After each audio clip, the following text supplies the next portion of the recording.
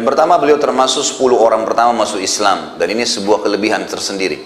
Ya, karena memang orang yang pertama masuk Islam itu adalah orang-orang yang menjadi pentolan-pentolan Islam tentunya ya, karena mereka akhirnya menyebarkan Islam kemana-mana. Yang kedua, beliau termasuk 10 orang yang dijamin masuk surga. Sebagaimana hadis yang hampir setiap bulan kalau tabligh akbar kita sebutkan. Nabi SAW benar menyebutkan dalam hadis sahih, Abu Bakar di surga, Umar di surga, Uthman di surga, Ali di surga, Talha di surga, Zubair di surga. Kemudian beliau mengatakan Abdurrahman di surga dan Sa'ad di surga. Sa'ad bin Abi Waqqas disebutkan satu dari 10 yang dijamin masuk surga itu. Kemudian turun firman Allah surah Al-Ankabut. Ini kelebihan yang ketiga. Tadi surah Al-Ankabut ayat 8. Waktu ibunya boikot mogok makan, maka kemudian dia tidak patuhi dengan yang dia mengatakan, ibu kalau kau punya 1000 nyawa pun aku tidak akan pernah meninggalkan agama ini. Maka turun surah Al-Ankabut kepada beliau. Kemudian yang keempat, beliau paman Nabi Muhammad SAW, terhitung punya kerabat. Sebagaimana tadi sudah saya sebutkan juga hadisnya, waktu beliau sedang lewat kata Nabi SAW, "Hadza khali falyurini imru'un khalah."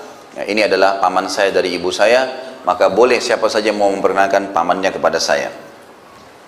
Kemudian yang kelima adalah beliau orang yang mendapatkan doa Nabi Muhammad SAW. Jadi di sini ada dua hal yang menonjol dari doa Nabi SAW kepada Sa'ad. Yang pertama itu kesembuhannya. Jadi waktu di Mekah beliau sempat sakit, ya, sakit parah, dan orang-orang berpikir dia akan meninggal dunia. Ini waktu masih sebelum hijrah ke Madinah, masih tinggal di Mekah. Nabi SAW pun mendoakan agar Sa'ad diberikan kesembuhan. Kata Nabi SAW dalam hadis sahih, "Ya Allah, sembuhkanlah Sa'ad dan sempurnakanlah hijrahnya." Maksudnya mudah-mudahan dia bisa ikut ke Madinah. Maka akhirnya Allah Subhanahu wa taala menyembuhkan Sa'ad pada saat itu dan tidak tidak meninggal. Allah Subhanahu wa taala sembuhkan dia. Kemudian yang kedua adalah Nabi SAW berkata, "Ya Allah, selalulah ijabah doanya Sa'ad." Jadi salah satu yang menonjol dari Sa'ad ini, di kalangan sahabat dikenal orang yang mustajab doa. Bahkan para sahabat sangat takut kalau punya masalah dengan Sa'ad, karena apa saja dia bilang, "Ya Allah, lakukan ini," tiba-tiba langsung terjadi. Jadi doanya mustajab, tidak pernah doanya Sa'ad tidak diijabah oleh Allah. Dan ini sebagian ulama mengatakan karena keyakinan Sa'ad yang luar biasa kepada Allah, dan dia sudah masuk Islam dari dia masih muda, sehingga amal solehnya cukup banyak. Di antaranya adalah kisah tentang Usama bin Qatadah. Ini ada satu orang dari suku Abs ya, di Irak. Tentu ini saya tarik kisah yang ke depan. Saya coba susun kerangka fikirnya untuk ditangkap supaya sistematis saja ya. Ini kisah sebenarnya nanti setelah Sa'ad bebaskan negeri Persia, kemudian dia dinobatkan menjadi gubernur oleh Umar bin Khattab. Ada orang-orang dari suku Abs namanya, suku yang baru masuk Islam pada saat itu, gitu kan. Kemudian rupanya dia ada rasa jengkel dengan Sa'ad ini, karena Sa'ad ternyata yang menembus ya kan gitu wilayah tersebut, tapi dia sudah muslim ya. Bernama Usama bin Qatadah ya. Dan orang ini diberikan julukan Abu Sa'adah. Jadi sempat suratnya sampai ke Umar bin Khattab, tapi tidak dijelaskan siapa, cuma mengatasnamakan seluruh masyarakat Irak. Umar bin Khattab pun akhirnya melihat surat tersebut. Umar ini cirinya radhiyallahu anhu, kalau terlihat ada satu pimpinannya yang dikeluhkan dan sudah banyak masyarakat yang menyampaikan keluhan, maka yang paling pertama dia mencopot dulu orang itu, digantikan dengan orang yang dianggap tidak punya masalah, baru kemudian Umar bin Khattab menyelesaikan urusannya. Karena zaman dulu tidak ada komunikasi kayak kita, nggak ada pesawat bisa cepat datang. Zaman dulu tuh antara Irak dengan Madinah itu bisa jaraknya sampai 10 hari 2 minggu baru sampai gitu kan, itu cukup jauh. Maka Umar pun akhirnya mencopot Sa'ad radhiyallahu anhu, ditarik ke Madinah. Lalu keluhannya di situ adalah, sesungguhnya wahai Amir Mu'minin, Sa'ad ini tidak memperbaiki sholatnya. Sholatnya tidak benar nih, gitu kan. Maka Umar pun mengesal lalu berkata, "Wahai Sa'ad, apa benar? Kamu ini sholat nggak benar?"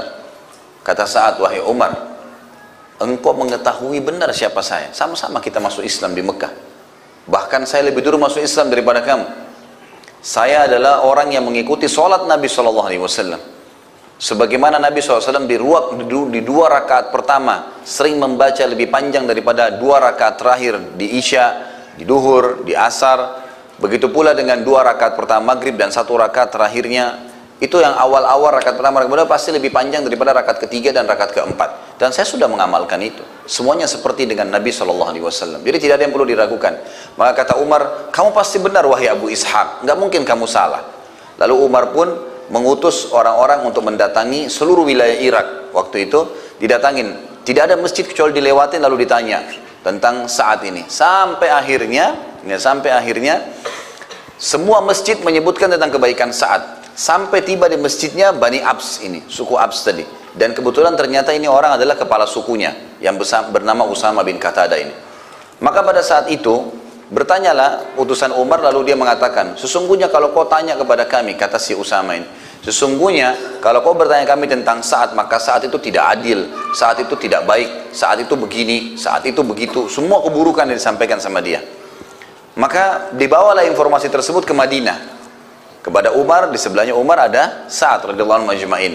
Maka waktu Sa'ad dengar, Sa'ad mengatakan, ya Allah, kalau seandainya hambamu ini dusta, hambamu yang di sana, maksudnya si Usama bin Qatadah, dia dusta dan dia hanya sekedar mencari masalah serta akan mengganggu kedudukan muslimin, karena kalau diganti amirnya, pemimpinnya pasti akan kacau, maka aku memohon kepadamu ya Allah agar engkau panjangkan umurnya dan engkau susahkan hidupnya dalam keadaan dia tua, serta masukkan dalam hidupnya segala macam fitnah.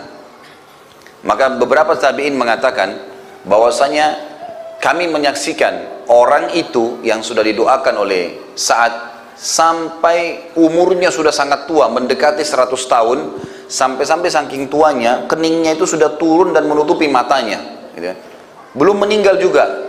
Dan orang itu dalam keadaan miskin, meminta-minta makanan di jalanan. Tadinya dia kepala suku, serta kerjanya setiap hari kalau ada perempuan lewat selalu digangguin sama dia, dalam kondisi umur begitu, kena fitnah. Maka kami melihat doa Sa'ad kena kepada orang tersebut, dan orang itu sering kali mengucapkan kata-kata, saya telah kena doanya Sa'ad, saya telah kena doanya Sa'ad. Ini salah satu riwayat yang menjelaskan tentang doa dia yang mustajab.